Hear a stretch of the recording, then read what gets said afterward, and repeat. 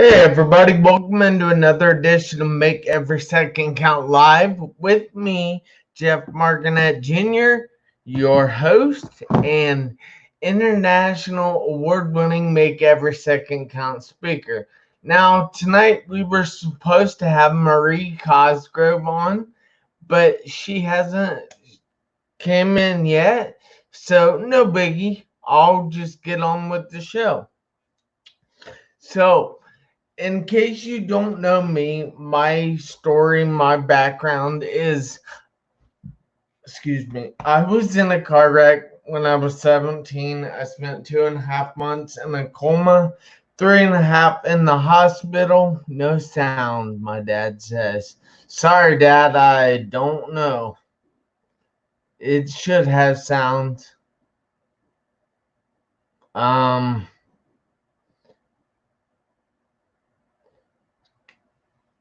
all right, tell me if you can hear me, because I don't know. Hang on. I'll go to recordings. Alright, how about now? Is there sound now? Can you hear me? If you can hear me, let me know in the comments. Or I'll open it on my phone. I can do that. Alright. Oh, man.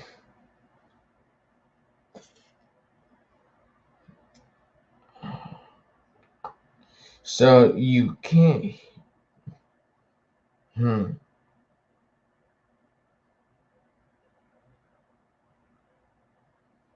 Come on. In the comments. I have sound here on my phone, so it's just you, Dad. But so my background is I was 17 years old in a car wreck, hit by a semi, spent 2.5 months in a coma, 3.5 in the hospital. They told me I wouldn't walk again, and I am here now. So hey, my thing is that we can be happy, we can be content, and we can live our lives the way we want to. Just because somebody else or something else tries to hold us down, we do not have to stay down. We can always get up, and that's why I have had to get up virtual conferences, and I am very happy with those because the turnout in them was great. The speakers were great. It was amazing. So I just want to thank you for watching tonight. If you're in here, let me know where you're from. I'd be happy to give you a shout out on the air. And please tell me what you're grateful for. I would appreciate that too. And there's Marie. Hi, how are you? Oh, I'm fantastic. You? Uh, I'm doing good, thank you. I am so sorry that it took me a while to log on. I was having problems with my phone It's thing. all right. It's all right. So, I have gone through my introduction. If you would like to go through your introduction, I would appreciate it. Sure. I live in Dayton, Ohio. I am your neighbor, Jeff, just down the road. And I'm originally from Texas. I've been in Ohio for 8 years. And what brought me here is the company that I used to work for let me go. And then 2 years later, I bought the company that let me go. And here I am in Ohio. I am in the medical device industry. We manufacture devices to diagnose dizziness, concussion, and traumatic brain injuries. And well, here I am. And one other thing, the most important thing is I'm a mother of five, and four of my children are adults. Wow. Now that's crazy. I didn't know that they Yes, were adults. How old's your youngest kid? 10. Wow. I had no idea. That's crazy though. But so we thank you for being on here tonight. And tonight we're actually talking about happiness versus contentment. And I would like to know what's the difference to you, Marie? Well, there's it sounds quite the same, but people that look for happiness, they're looking for this feeling of, just being happy depending on certain conditions. So I'm happy if this happens, if only this happens, I'm happy if I get the perfect job, if I get the perfect boyfriend, or in the perfect relationship, or if everything that day is going well, then I'm happy. Content is, doesn't matter how dark the situation is, it doesn't matter if you don't see a miracle in your path right now, you are content in this situation, whether there's a storm or whether the sun is coming out, is outside. So that's contentment.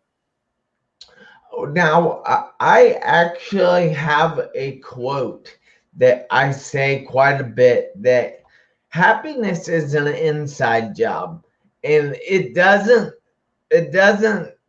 account, or it doesn't require anyone from the outside to do anything for you to be happy. It all depends on the internal struggle. So what can you say about that compared to content?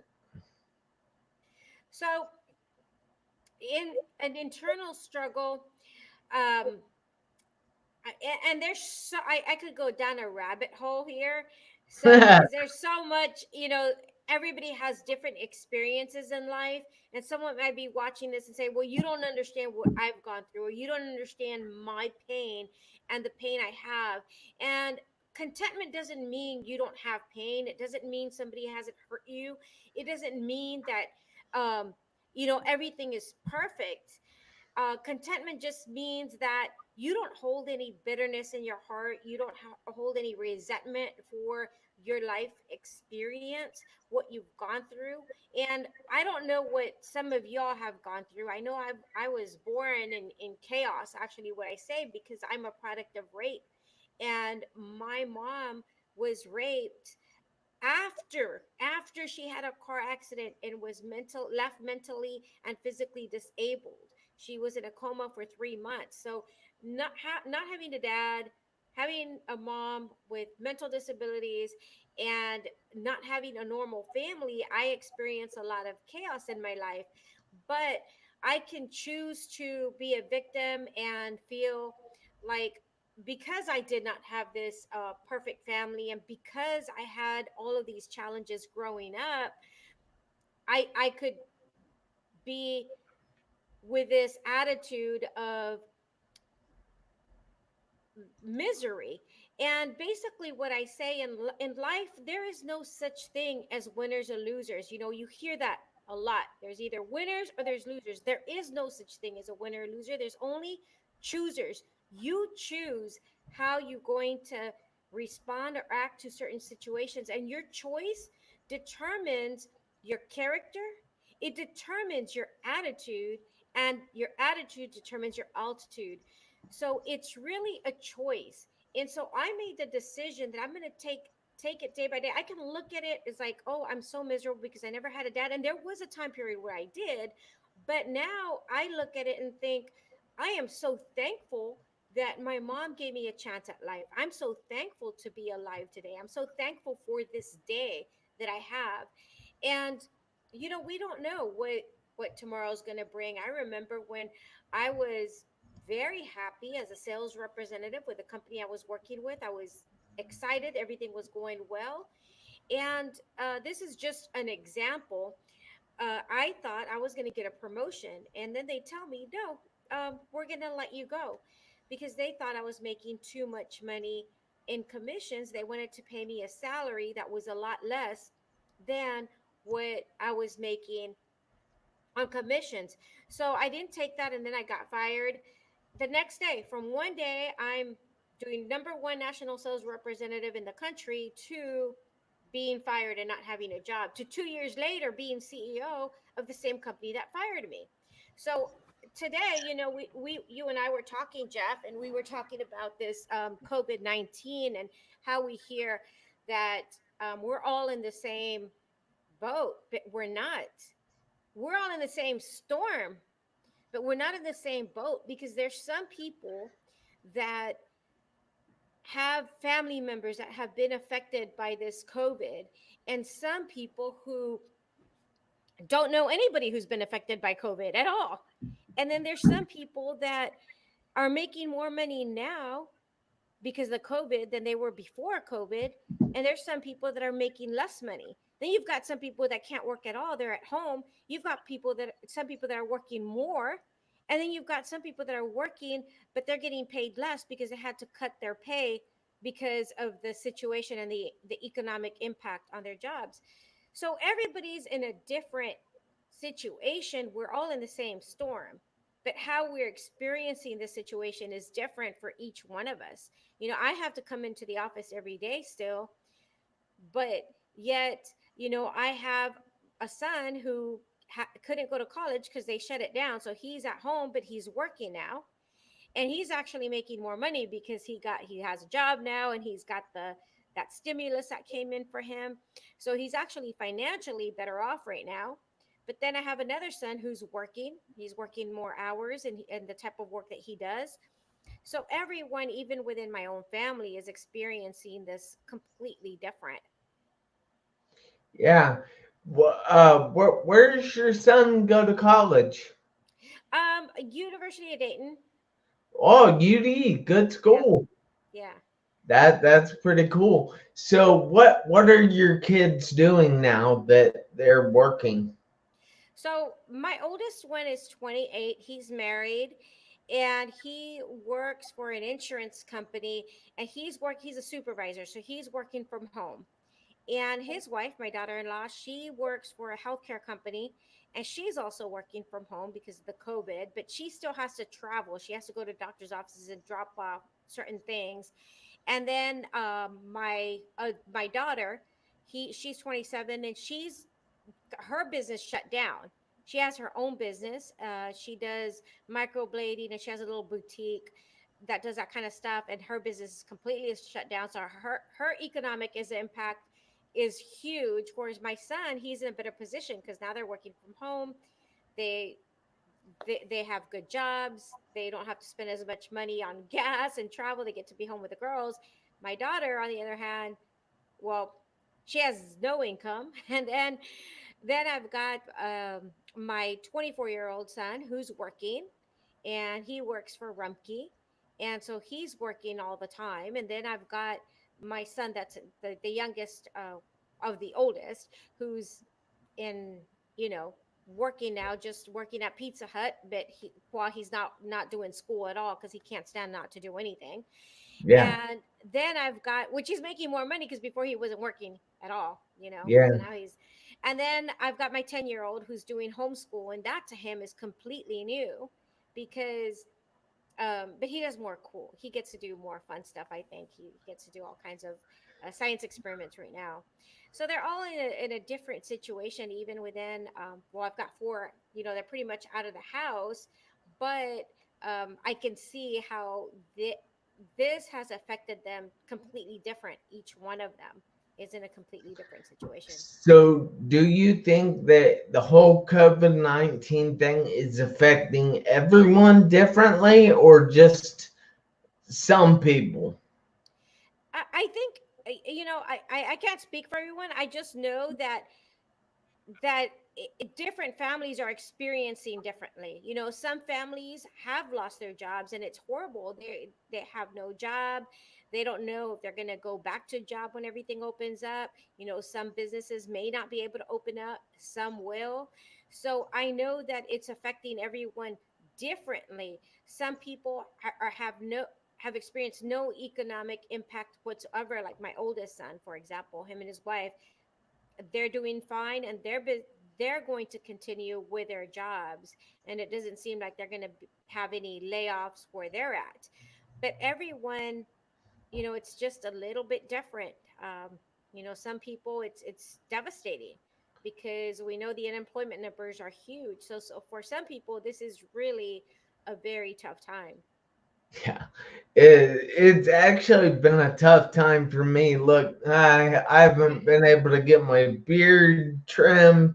My hair is getting long and crazy. Yeah, my hair is like crazy. I'm like, oh my goodness. Yeah, but if that's the worst thing I have to worry about, I'm in a really good boat. And I just I I don't know. When you say content though, and we're talking about being content versus being happy. Hmm. And do you still think that people need to push themselves to grow or push themselves to do more or what? Absolutely. I don't think that we ever stop growing. I think we should always continue to grow, and we should continue to push ourselves to be the best version of ourselves. And part of that, I believe, is I think this COVID has helped us see that sometimes we don't have control over certain situations. Sometimes we have no idea what's going to happen. We may have I remember at the beginning of the year when I was asked, "Do you have any goals set in place?" I said, "No, I don't. Whatever happens." And I'm glad because I've sort of always lived my life that way, because I remember I never ever pictured myself, and that this was 10 years ago when I bought the company that let me go. I never pictured myself being in the situation I'm in now. But even this year, people had all these plans for events and all kinds of things, and then poof, from rich to poor, everybody's um, plans shifted in one way or another. From you go to the office to now you're working from home, to now you're unemployed, to now you need to find a different type of job. Everything's changing and shifting. So I believe that this is a good time to reflect and realize that sometimes we don't have control. We don't have control of and we can't rely on others or the government to take care of us, but we have to develop ourselves, and we are the only people that we can control is ourselves. And sometimes you may be where you and your maybe you're married and you and your spouse are now together in the household, and you're trying to figure out how to get along, and you're realizing now I don't get really get along. But you can't control what someone else thinks, how they behave, or how they're going to react to certain situations. All you can control is yourself. And so I think this is a good time to reflect on that and build that muscle of self control and controlling how we react to certain situations, because we don't know what the future holds all the time. You can plan to a certain extent, but you can't guarantee what the outcome's going to be. But you can guarantee that you can be content in this situation regardless of what's going on. You could still be joyful even if you don't see joy around you. You can choose to be joyful.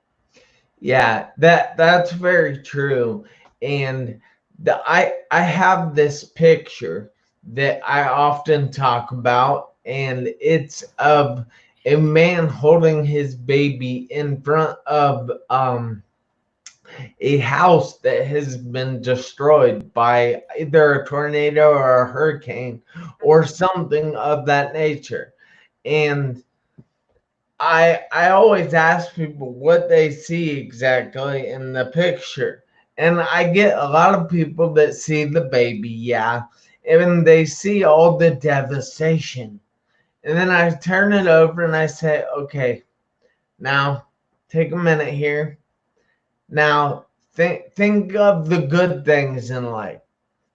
Think of the positive things. Think of growth things in the world. And then I turn it back over and say, now look at it again. What do you see?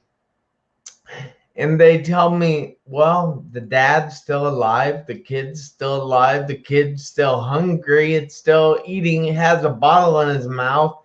The dad's talking on a cell phone, so he still has family, he still has communication.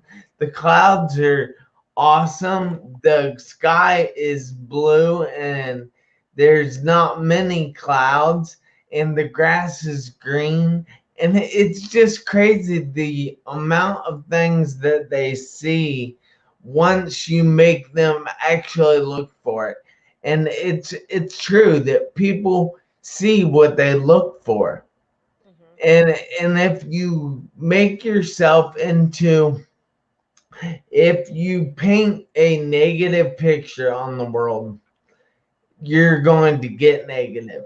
You know, Albert Einstein said that as as a person, you have a decision to make. Do you live in a hostile universe or a happy universe? And that's what are you looking for, guys? What you find what you look for. I know I say that I bet the next time you lose your keys, the last place you look for them will be the place they're in. And I know that sounds like I'm trying to be funny, but it's true.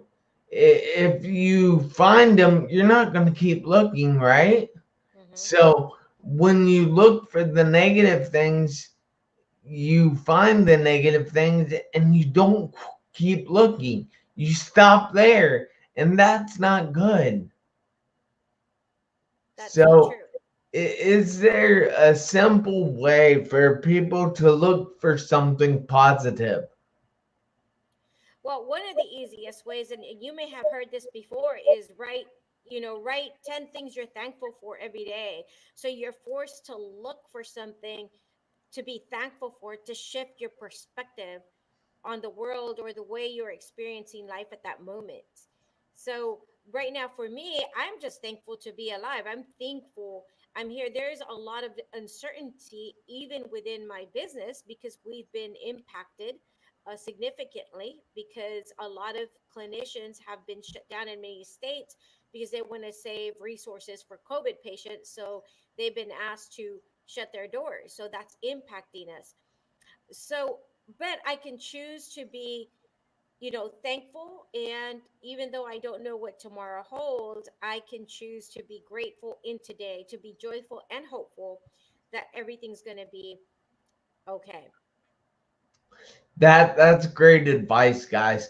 Write down 10 things you were thankful for today. And then tomorrow, write down 10 more. Hmm. But you have to keep reading those first 10, the second 10, and then the third day add another 10 and read all 30 of them. The fourth day add another 10 and read all 50 of them or 40 of them or whatever. But just read them all and keep adding, because the more times that you're grateful, the more things that you're thankful for, the more you will find that you were thankful for. The more you will see that, hey, I have this in my life. I'm so lucky. And you will notice that about everything in your life. And it's just like a constant, I can't think of the word. It's a constant wheel of motion. And once you're in that motion, you will find more and more and more. And those things will just start building up. And then the joy will just start building up. And then you can be joyful and content instead of looking for other people to be happy. So, guys, I need you to do me a favor this week, and Marie a favor this week, and next week. I need you to write down 10 things that you're grateful for, and then the next day read those 10 and add 10 more, and then keep doing that over and over and over, and eventually, if not quickly, you will become more joyful. You will become happier with your own life. Is there any other ways that you have that people can use right now, especially in this whole COVID thing, to become more joyful? Yeah, absolutely. Like I said earlier, there's no losers or winners, there's only choosers. So you can choose today what you're going to how you're going to have that outlook on life. And one of those things is redirect, like, and one of the things that can help you redirect is writing those things that you are thankful for every day. That's how you can redirect your thought process. Another way is start thinking creatively. For example, you can write down something every day, or at least 10 things every day. Write down 10 things in addition to the 10 things you're happy for, 10 things of new ideas or concepts that could make your life better or someone else's life better. If you're at home, maybe you're a stay at home mom, maybe you can think of, wow, it'd be so easy if there was this little gadget that could help me in parenting. Jot that down. It doesn't matter if it's a good idea or stupid idea. If there's an app you think that could do things better, write it down. Maybe you're a guy and you think maybe there's a better way I can to help me get dressed or help me do this or that, or some tool. Write it down. And if you write down 10 things every single day, within 30 days, you're going to have a lot of ideas. And one of those may be patentable, where you can actually earn a lot of money and make this world a better place. So that's a very good strategy that you can use is one, 10 things you're thankful for, and then make another list of 10 ideas every day. Just jot them down. Maybe carry a notepad with you every day, as you see something. Oh, and I know this happens a lot of times. Someone says, oh, I thought about this great idea, and now somebody else came up with this, but I thought of it about it, but that you never wrote it down and you never took action towards that. So write it down, take action towards it, and you'd be surprised what you'd come up with. In my job, we're forced to do that because we have something called CAPA's, corrective and preventive action. So we're always having to think, and we have to write them down. If we don't have anything, we get by FDA, when we get audited, we get marked again. There's a mark against us, so we have to come up with 10 solutions, even though nothing's broken, 10 ways to make things better. How can we make this better? What can we do to improve on this thing, or whatever it is in our business, whether it's a software or the equipment that we manufacture? What can we do to make it better? So those are some of the things that you can do in your life. What can you do to make this better? What can you do? And you're going to come up with something, because I guarantee you will. So if you force yourself to do that, that preoccupies your mind instead of thinking, I wish I had this, or I wish this worked better, or I wish this happened. Let's start creating action steps towards making the world a better place. That's great advice, guys. Just listen to this lady. I mean, she was fired from a job, and then she went back 10 years later and bought the freaking company. I Two mean, years, who 2 years later. 2 years? Oh man, Yeah. 2 years. Who does that? Literally, who does that? I know Austin Powers has a line from the one movie. It says, honestly, who throws a shoe? Well, honestly, I want to know who goes back and buys a company 2 years after being fired. That's pretty freaking amazing. But I just want to take a second here and tell you thank you for being here tonight, Marie. I appreciate you. And it's always great to talk to you. And I hope you call me again soon so we can have a chat of our own. And I want everybody out there to know that I appreciate you watching tonight. And I want to say thank you to my dad who is watching from across the street right now. And thank you to Jordan Nichols who is watching from Piqua, Ohio. Well, my town, Piqua, Ohio. And then I also want to say hi to Brenda Wood who is watching from the outside Kansas City somewhere. I don't know exactly. And then I want to say hi to Greg Dillon who I'm not sure where he's from, but he's a grandmaster in karate. He's a 10th degree black belt. It's freaking amazing. And then I also want to say hi to Patrick Bazinga. Bazinga. It's like Sheldon says on Big Bang Theory. Bazinga. But he is actually from London, England, and I want to tell you guys and everybody out there that's going to be watching on replay, thank you so much for watching. But you guys need to do me another favor, and that's make every second count. Why? Because you never know when the seconds will run out on your one life.